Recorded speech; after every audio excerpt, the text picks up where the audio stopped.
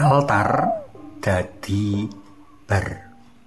Panglimbang 5 menit dina Jemuah Paing tanggal 21 November taun 2020. Kapethik saka Injil Lukas bab 19 ayat 45 tekan ayat 48.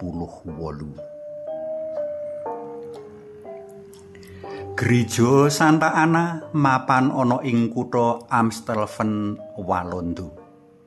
Gereja iki dibangun taun 1917 lan diberkati dening Bapak Uskup Aingenen dek tanggal 23 Agustus taun 1928. Gereja iki bisa ngemet wong 700 rikala nganakake mis suci.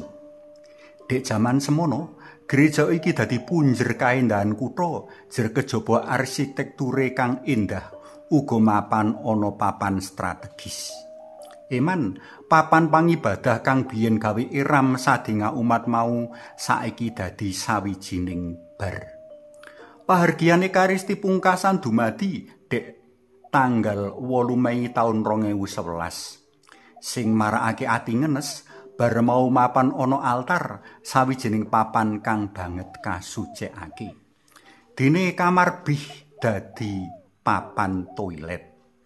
Bab alih fungsi gereja minangka papan ibadah dadi sawijining bar utawa museum kuwi banget lumrah dumadi ing negara Walanda lan Belgia. Ati kepengin nangis rikala kober mlebu salah sawijining gereja ing kutha Friesland kang uga wis owah dadi bar. Nanging piye meneh, minangka badan sapata, aku ora bisa tumindak apa meneh ing negara manca. Mbok menawa gegambaran cecala bisa dadi pancatan panglimbang sabda dalem Gusti dina iki. 2000 taun kepungkur Gusti Yesus banget ing duka menangi pedalaman suci kang kudune dadi papan kanggo sembayang lan pangibadah. Kadadekake papan kanggo laku dedagangan sarta tindak durjana liyane. Dedagangan ing pelataran pedalaman suci dadi sawijining kadurakan awit sifat monopoline. Barang pisungsung kang asale ora saka pangemunahe pejabat pedalaman suci kaanggep ora pantes minangka pisungsung. Kudu diijolake. Kanggo bisa ijol barang kang kacawisake dening pedalaman suci, kudu mbayar luwih larang merga regane wis diundhakake. Dene bathi saka laku dedagangan barang-barang pisungsung, mbuh arupa sapi, wedhus, dara, uga raja brana mlebu ana kantonge para imam pangemunuh pedalaman suci. Kanthi bungkus tindak pangibadah suci, para imam wis padha meres umat Yahudi. Kanthi bungkus pangibadah, para imam wis mepalangi umat kang kepingin ngibadah ananging ora duwe duit kanggo tuku barang pisungsung ing padalaman suci. Mula bener pangandika dalem Gusti Yesus. Kowe wis padha ndadekake daleme Bapakku kang kudu dadi papan sembayang minangka susuing brandal. Para tresna PLM kinasih menawa iman kapitayan ora kagegulang kari nunggu wektu wae gereja, kapel lan papan pangibadah dadi sepi kepara kothong ing wong kang padha ngibadah.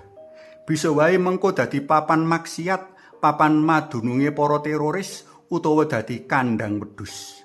Rikala punjer panter marang Gusti padha kageser kasisih, bisa wae diri pribadi iki dadi susuing brandal jer kang kapikirake amung kepriye carane golek bondo sakake-akehi, kepriye carane nglanggengake kalungguhan, kepriye nyingkirake wong-wong kang ora sak panemu lan tansah dadi panggridu. Muga altar dadi bar ing PLM kita iki dadi panglimbang kang jero amrih prastawa ing tanah manca mau ora nemahi ing negara kita.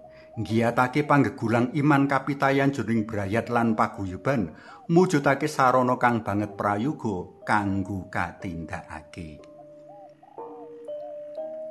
Suwawi sami munjuk, kunjung asma dalem Yang Rama Yang Putra Tuwin Yang Roh Suci. Amin. Gusti Yesus kawula njur semanuwun awit penget nglestarekaken papan pangibadah minangka papan kangge ndedonga lan ngibadah. Mugi kawula ugi boten ndadosaken diri pribadi kawula minangka susuing brandal wit punjer panter kawula mring paduka. Amin. Kunjung kasmo dalam yang Rama sayang Putra tuwin yang Roh Suci. Amin.